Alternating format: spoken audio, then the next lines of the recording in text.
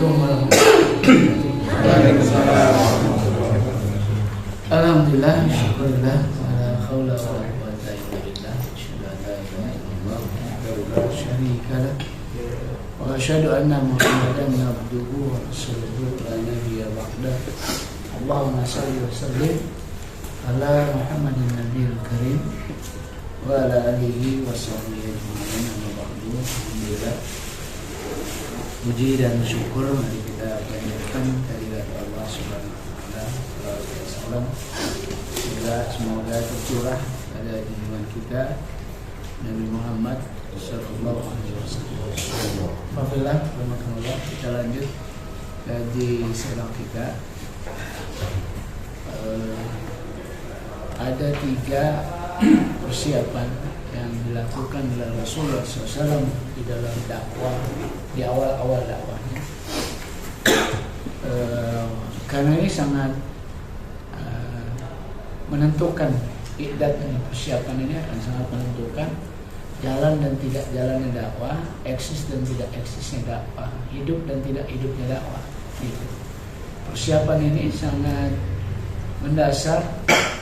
Dan ini juga yang harusnya disiapkan oleh semua orang yang ingin eksis di dalam dakwah. Di mana Rasulullah SAW melakukan 3 hal penting. Yang pertama adalah memberikan fokus, konsentrasi, kajian-kajian di awal-awal dakwahnya lebih pada nasrul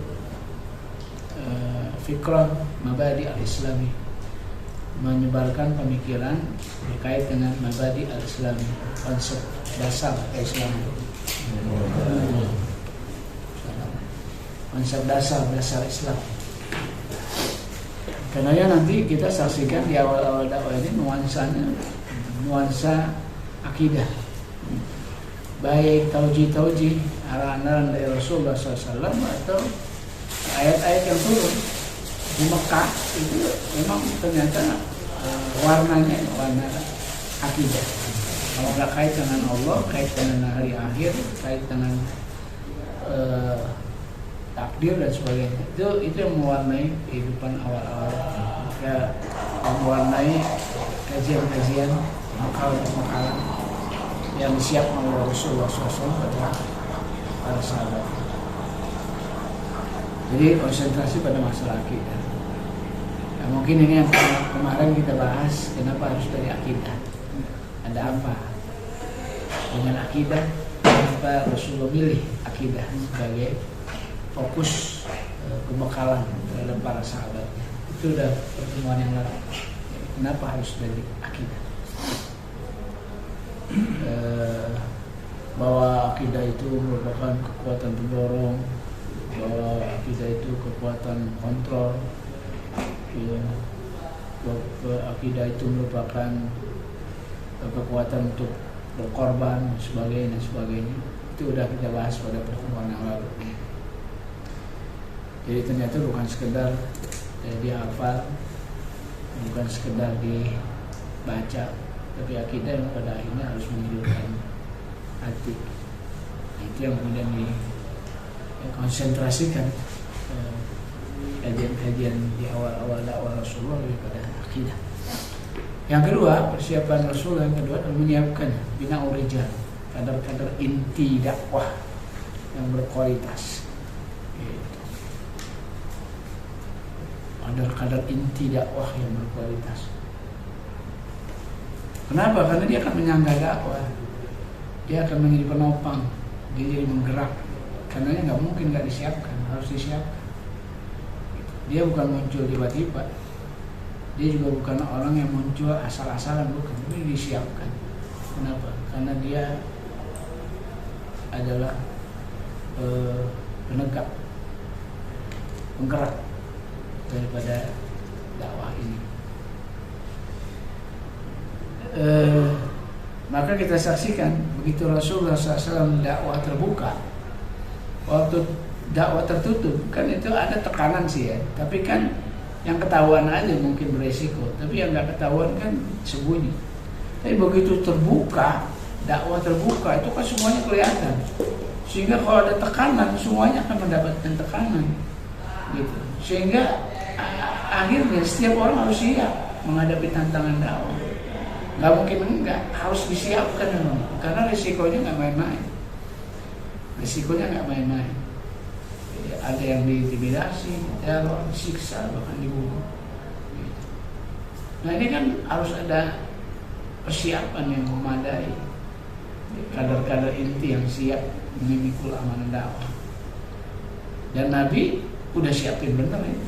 Jadi begitu dakwah terbuka itu bukan tiba-tiba terbuka, terus ternyata kader-kadernya nggak siap. Enggak, begitu dakwah terbuka itu kader-kader udah siap menyongsong dakwah terbuka gitu. Ini kan kita suka masuk satu tahapan marhalah, masuk satu tahapan, tapi kesiapannya nggak ada. Begitu masuk nggak siap maupun dakwah, gagal di tahapan itu. Yang ada beban dakwah. Gitu. Kita sering begitu. Khususnya dalam merespon momentum-momentum khusus. Jadi lagi jalan nih dakwah, lagi jalan tiba-tiba ada momentum yang istimewa. Padahal belum siap di dakwah. Begitu melihat momentum, lebih ngambil momentum itu daripada melihat kesiapan dakwah dengan alasan kesempatan tidak datang dua kali. Akhirnya tahapan itu ditabrak habis. Kita nggak siap. Kita ambil sebuah beban yang sebenarnya dakwah belum siap. Begitu diambil juga, resikonya apa? Permasalahan internal nggak bisa dihindari karena emang nggak siap manusia. Sehingga ada satu ungkapan yang bijak, kesempatan itu memang tidak datang dua kali, tapi tidak semua kesempatan harus diambil. Semuanya harus mengukur apakah ini mampu atau tidak. Dan itu orang yang bijak yang bisa ngambil kesempatan itu. Nah yang sering terjadi orang suka melihat itu, kesempatan tidak datang dua kali, nggak mengukur, diambil, fatal akibat. Kenapa? Karena tidak disiap, kan nggak disiapin, nggak ada idat, nggak ada idat. Kita suka mengatakan, udah, itu gampang, bisa disiapin. Prakteknya nggak bisa. Idat itu menentukan, dia nggak bisa enggak. Gitu. Kita suka begitu, udah ntar sih gampang itu sih gampang, itu ntar bisa nyusul, macam-macam. Nggak bisa. Harus disiapkan semuanya, mateng.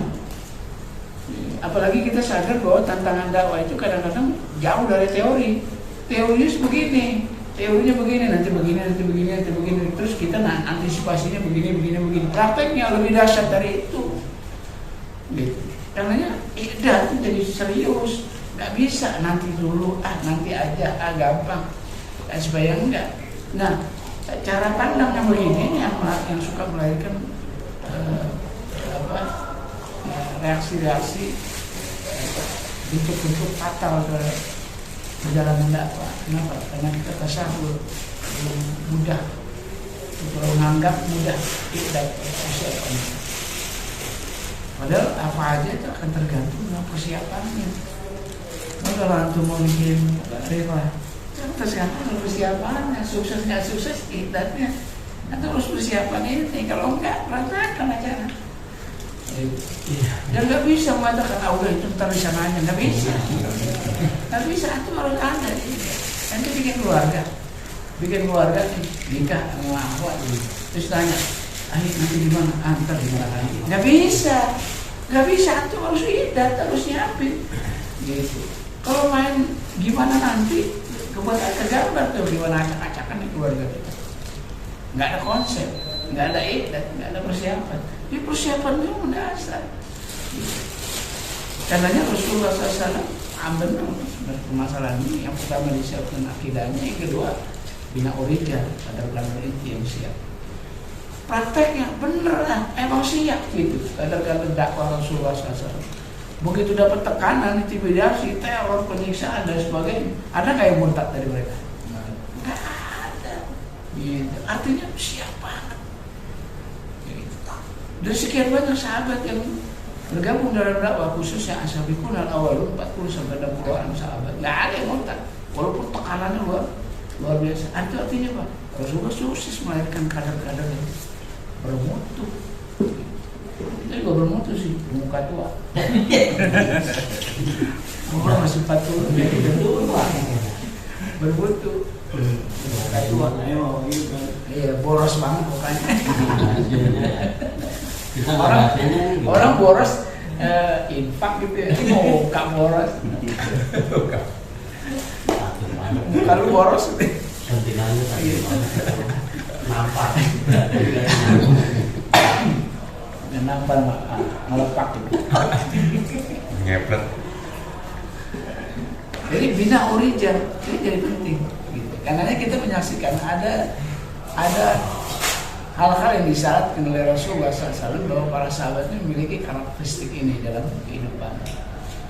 Yang pertama, mereka adalah orang-orang yang memiliki salimul akidah.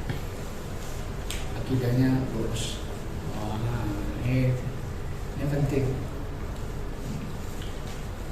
Akidahnya lurus. Karena dakwah mah akidahnya harus lurus. Apa akidahnya nggak benar? Ya siap.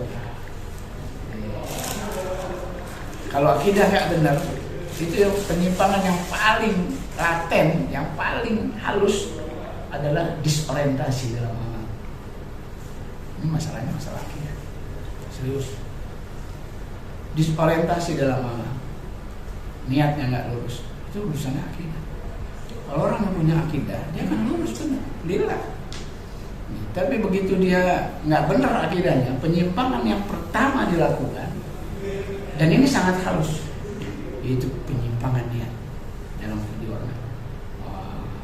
Kayaknya sih masih berjuang, pakaian juga masih kokoh, nggak kayak kawan masih kokoh, jenggot tinggal masih panjang. Peci masih ada, tasbih masih di tangan. Tapi ternyata disorientasi dia lakukan bukan karena Allah. Udah banyak hal yang menarik ternyata di dakwah itu.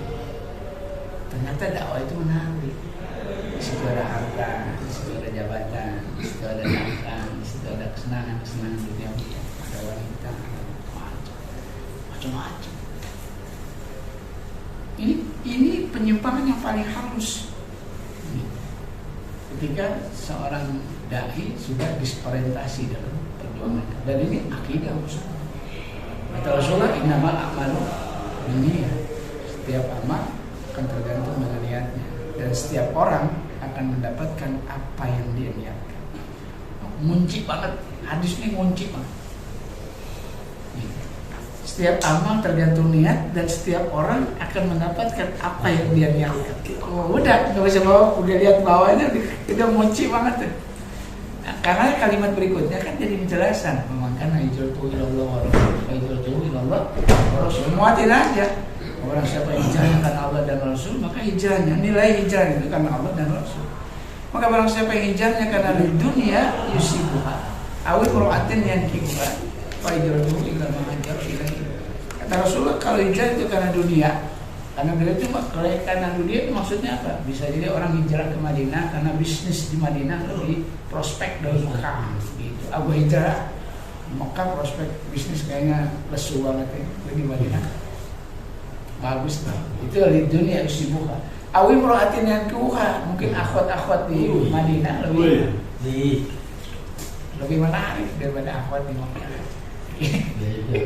Dia hijrah di dunia sibuha awi muraatin yang kuha, itu ingin menikahi seorang wanita. Apa kata Rasulullah? Fa hijratuhu ila ma hajara ilaihi. Hijrahnya berhenti sampai apa yang dia niatkan.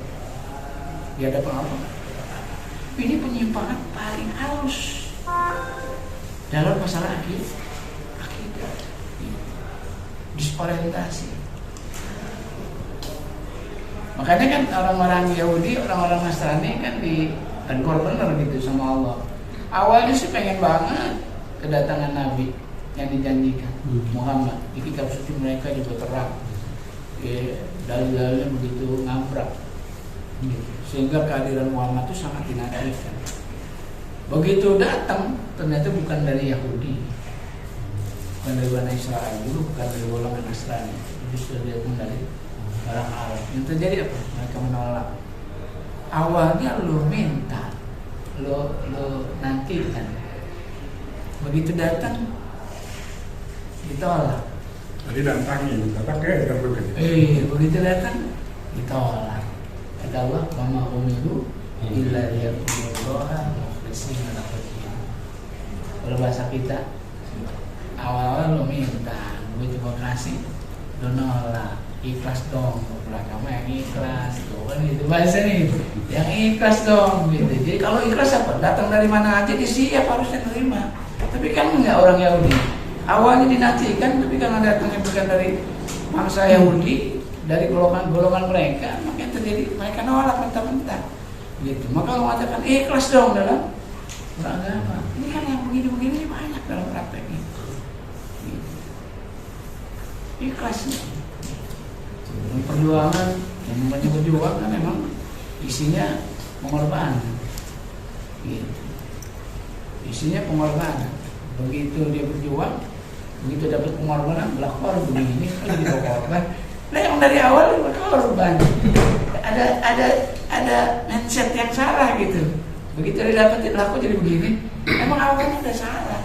Dia mau perjuangannya dengan segala kenikmatan, nggak bisa gitu. Nggak bisa. Kalau perjuangan itu sudah diwarnai dengan kenikmatan, orang berbondong-bondong masuk dalam dakwah, rebutan orang masuk dakwah. Memang dakwah itu banyak pengorbanan. Gitu. Makanya nggak banyak orang yang mau bergabung dalam dakwah. Karena mungkin yang ada di benaknya adalah bagaimana saya bisa memberi. Mungkin orang akhirnya yang tidak pernah berpikir, terus dakwah masih gua apa? Akhirnya mungkin nggak pernah berpikir itu. Kenapa? Karena dakwah itu pengorbanan. Sehingga cara berpikirnya mungkin adalah bagaimana saya bisa memberikan yang terbaik buat dakwah. Bukan apa yang diberikan dakwah buat saya. Kan nggak begitu akhirnya. Tapi itu kan sering terjadi. Pada akhirnya ketika awal-awal sudah menderita, dakwah sudah menang, ya tiba-tiba baru mikir. Sudah dapat apa? di belakang udah berjuang, akhirnya kita teloran, oh iyalah, pantas lah kayak Pak Ahmad udah berjuang gini, oh baguslah kita kasih ini dengan segala fasilitas. Sudah banyak, Bang. Iya,